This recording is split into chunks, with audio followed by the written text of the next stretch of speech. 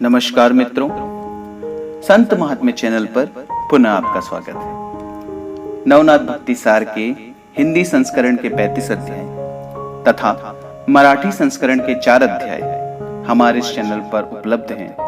आप description box में दिए गए प्लेलिस्ट की लिंक की सहायता से उन सभी अध्यायों को देख सकते हैं।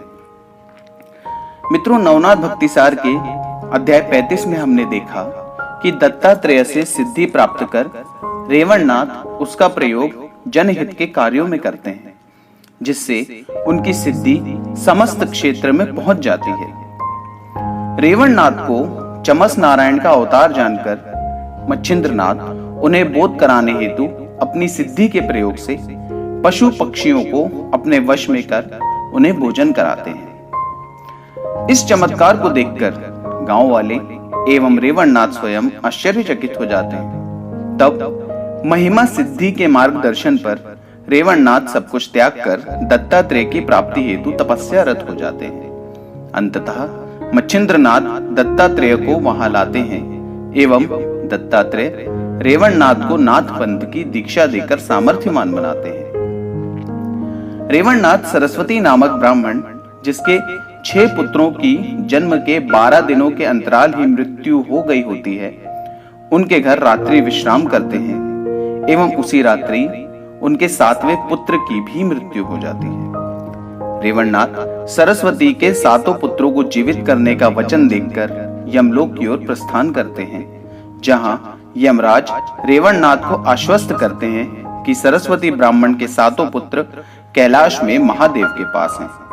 एवं तब रेवणनाथ कैलाश की ओर प्रस्थान करते हैं। तो मित्रों, यहां तक हमने देखा था नवनाथ भक्ति सार के अध्याय 35 में। तो चलिए प्रारंभ करते हैं नवनाथ भक्ति सार का अध्याय 36। यमदेव से भेंट कर रेवणनाथ ने कैलाश की ओर प्रस्थान किया। वहां द्वारपालों द्वारा रोककर परिचय पूछे जाने पर उन्होंने उत्तर दिया, मैं रेवणनाथ हूं। तुम्हारे स्वामी ने एक निरीह ब्राह्मण के पुत्र को चुरा लिया है। उस चोर को दंड देकर मैं ब्राह्मण पुत्र को अपने साथ ले जाने आया हूं। रेवणनाथ का उत्तर सुनकर अट्टहास करते हुए अपमान की दृष्टि से द्वारपालों ने कहा, हमारे स्वामी को तुम दंड दोगे? तुम अवश्य ही किसी गंधर्व के शिष्य प्रतीत होते हो, जो ऐसी असंभव वाणी बोलता है। यह सुनकर क्रोधित हुए नाथ ने चेतावनी देते हुए कहा, ठीक है, तो तुम अब देख ही लो कि मेरा गुरु कौन है। ऐसा कहकर रेवणनाथ ने स्पर्शास्त्र का प्रयोग कर शिवगणों को भूमि से चिपका दिया। इस घटना का ज्ञान होते ही महादेव ने अष्टभैरवों को इस घटना के निरीक्षण हेतु भेजा। रेवणनाथ ने अष्टभैरवों पर भी स्पर्शास्त्र का प्रयोग किया, किंतु भैरवों पर अस्त्र का कोई प्रभाव नहीं पड़ा। भैरवों ने नाथ पर महाभयंकर अस्त्रों का प्रयोग किया, किंतु उस दत्त शिष्य नाथ ने समस्त अस्त्रों का प्रत्युत्तर देकर अष्टभैरवों को बंदी बना लिया। भैरवों की पराजय का समाचार सुनते ही महादेव शस्त्रों से सुसज्जित होकर रेवणनाथ से युद्ध करने पहुंचे। महादेव को युद्ध हेतु तत्पर देख रेवणनाथ ने यह विचार किया कि युद्ध करते समय या युद्ध करने का कोई भी लाभ नहीं है। उन्होंने वाताकर्षण अस्त्र का प्रयोग कर महादेव, अष्टभैरव एवं शिवगणों को मूर्छित कर दिया। अंतरिक्ष में विचरण करते गंधर्वों ने उस भीषण घटना को देखा एवं तत्काल ही भगवान श्री हरि को जाकर इसकी सूचना प्रदान की। समाचार सुनकर तत्क्षण ही नारायण नाथ के समक्ष प्रकट हुए एवं उन्हें शांत कर युद्ध का कारण पूछा। नाथ ने नारायण को समस्त वृत्तांत सुनाया। इस पर भगवान श्री हरि ने नाथ से कहा, हे नाथ, ब्राह्मण के समस्त पुत्र मेरे पास सूक्ष्म शरीर में हैं। मैं उन्हें आपको देता हूं, किंतु उन समस्त ब्राह्मण पुत्रों की देह का निर्माण आपको स्वयं ही करना होगा। नारायण के वचनों को मान्यता देकर नाथ ने अपनी स्वीकृति प्रदान की। तत्पश्चात नाथ ने वात प्रेरक अस्त्र का प्रयोग कर सभी को मूर्छा मुक्त किया एवं विवक्तास्त्र का प्रयोग कर शिवगणों को स्पर्शास्त्र के प्रभाव से मुक्त किया। तत्पश्चात उन 7 पुत्रों को लेकर रेवणनाथ ने ब्राह्मण के घर की ओर प्रस्थान किया। वहां पहुंचकर नाथ ने सरस्वती ब्राह्मण के मृत पुत्र की देह को विखंडित करवाकर उसके शरीर के मांस को कुचलवाकर उससे 7 पुतलों का निर्माण करवाया। तत्पश्चात संजीवनी मंत्र का प्रयोग कर ब्राह्मण के 7 पुत्रों के प्राण उन 7 पुतलों में प्रविष्ट कराए, जिससे ब्राह्मण के 7 पुत्र जीवित हो गए। अपने पुत्रों को जीवित देखकर ब्राह्मण सरस्वती एवं उसकी पत्नी जानवी अत्यंत प्रफुल्लित हो गए। उन दोनों ने कृतज्ञता पूर्वक नाथ को वंदन किया। 12 दिवस पश्चात उन 7 पुत्रों का नामकरण संस्कार किया गया। आगे चलकर उन 7 भाइयों को नाथ द्वारा अनुग्रह प्रदान किया गया। कालांतर में विटे गांव रेवणनाथ के कार्य क्षेत्र के रूप में प्रसिद्ध हुआ। मित्रों, अब हम देखेंगे वट सिद्ध नागनाथ के जन्म की कथा। पूर्व काल में देवी सरस्वती के प्रति ब्रह्मदेव के मन में काम वासना उत्पन्न हुई, जिस कारण उनका वीर्यपात हो गया एवं पृथ्वी पर एक सर्पिणी के मस्तक पर गिरा। भोजन समझकर सर्पिणी ने उस वीर्य को निगल लिया, जिस कारण वह गर्भवती हो गई। उस गर्भ में आविर्होत्र नारायण ने संचार किया। उस समय अपने पिता परीक्षित की मृत्यु का प्रतिशोध लेने हेतु महाराज जन्मेजय नागों के नाश हेतु यज्ञ कर रहे थे। आविर्होत्र नारायण के सर्पिणी के गर्भ में संचार का समाचार प्राप्त होते ही आस्तिक मुनि ने सर्पिणी के प्राण रक्षण हेतु उसे एक वट वृक्ष के कोटर में छिपा दिया एवं वज्रास्त्र का प्रयोग कर उसे सुरक्षित कर दिया।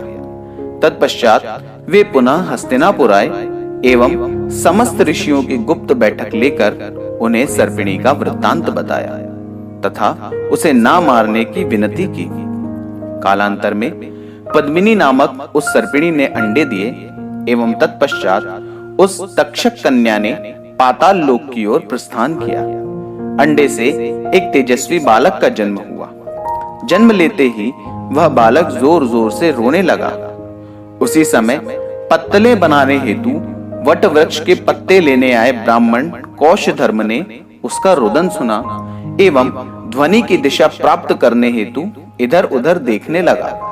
इतने में स्वर्ग से देवताओं द्वारा आकाशवाणी की गई, इस वट वृक्ष के कोटर में पल रहे बालक को अपने साथ ले जाओ।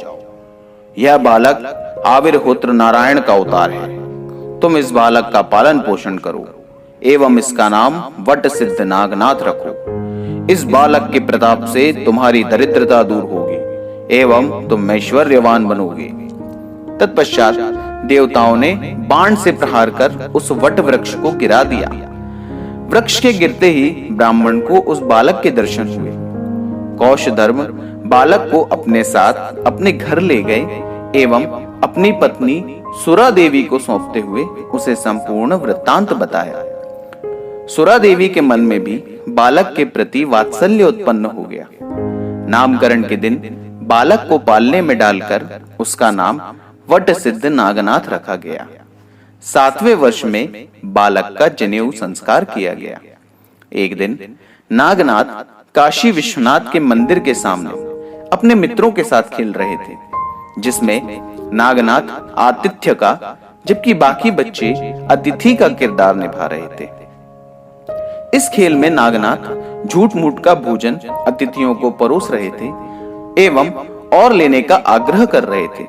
दूसरी ओर बाकी बच्चे जो अतिथि बने थे वे पेट भरने का स्वांग कर झूठी डकारे दे रहे थे। इस संपूर्ण खेल को पास ही खड़े दत्तात्रेय भगवान अत्यंत कौतूहल की दृष्टि से देख रहे थे। बाल रूप धारण कर प्रभु दत्तात्रेय उन बच्चों के पास गए एवं अतिथि को भोजन प्रदान करें ऐसा उद्घोष किया। तब अन्य बालक बाल रूपी दत्त प्रभु को वहां से भगाने लगे, किंतु नागनाथ ने उन्हें समझाकर उस अतिथि को सम्मान पूर्वक बैठाया। तत्पश्चात नागनाथ ने उस अतिथि को झूठा मूठा स्नान कराकर उनकी पूजा की एवं भोजन परोसा।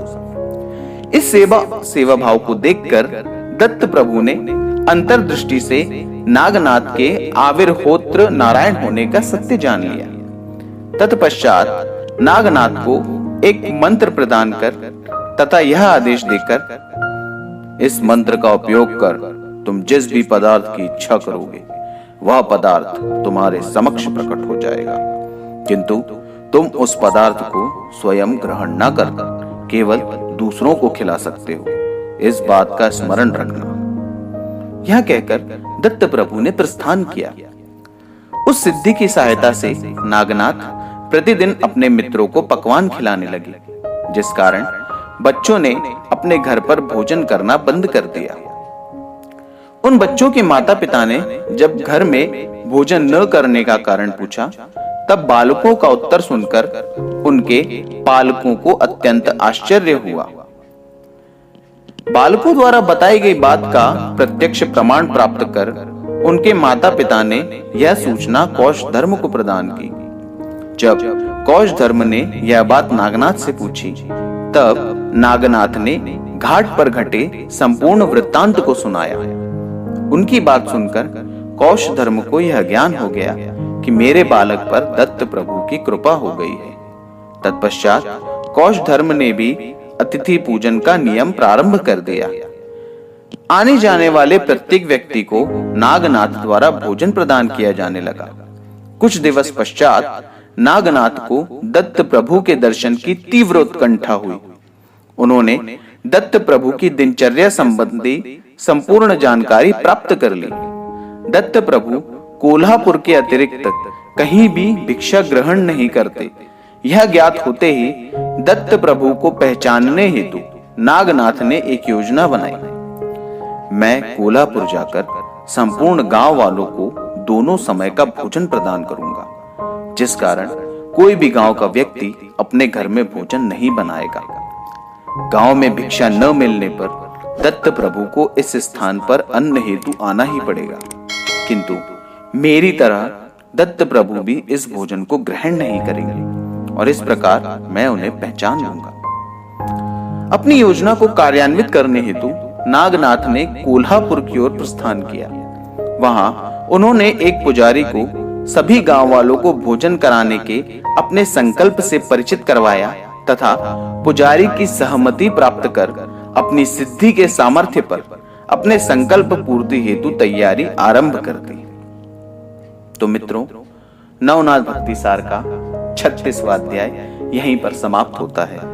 आशा करता हूं आपको हमारे द्वारा बनाए हुए वीडियोस पसंद आ रहे हैं। मित्रों, आप सबसे एक बार फिर निवेदन करना चाहता हूं कि यदि आप लोगों ने अभी तक इस चैनल को सब्सक्राइब नहीं किया है तो कृपया सब्सक्राइब कर लें। मित्रों, आपके द्वारा किया गया ये छोटा सा सहयोग हमें अत्यधिक प्रेरणा प्रदान करता है। हर एक वीडियो को बनाने में हमें बहुत मेहनत करनी पड़ती है, बहुत परिश्रम करना पड़ता है। तो उस परिश्रम का एक छोटा सा फल आपका एक छोटा सा सब्सक्राइब और आपके द्वारा किया गया लाइक, ये हमारे लिए काफी महत्वपूर्ण है। एवं साथ ही साथ मित्रों, आपको यदि हमारे वीडियोस पसंद आ रहे हैं तो कृपया इन्हें अधिक से अधिक लोगों तक शेयर करें और साथ ही साथ बेल आइकन को भी प्रेस कर दें, ताकि आगे आने वाले जो भी धार्मिक या आध्यात्मिक वीडियोस हम अपलोड करेंगे उनके नोटिफिकेशंस आपको समय पर मिल जाए। तो मित्रों, इसी के साथ नवनाथ भक्ति सार का 36वां अध्याय समाप्त होता है। नमस्कार।